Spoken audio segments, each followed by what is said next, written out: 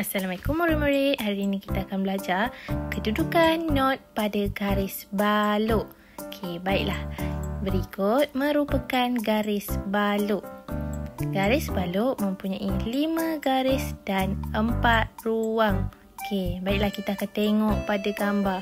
Garis pertama, garis kedua, garis ketiga, garis keempat dan juga garis kelima. Okey, di dalam garis-garis tersebut terdapat ruang. Terdapat 4 ruang di dalam garis balok. Okey, baiklah. 5 garis dan 4 ruang.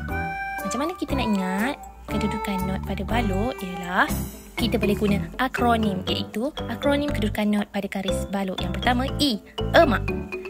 G, goreng.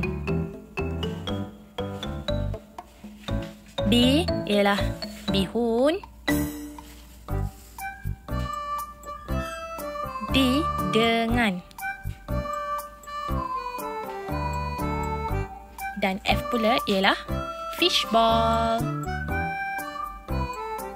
Jadi cara nak ingat dia ialah emak, goreng, bihun dengan fishball, iaitu pada garisan.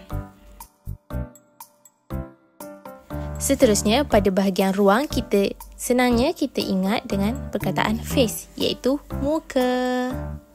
Okey, sekian saja daripada cikgu hari ini. Selamat belajar. Terima kasih. Music is easy.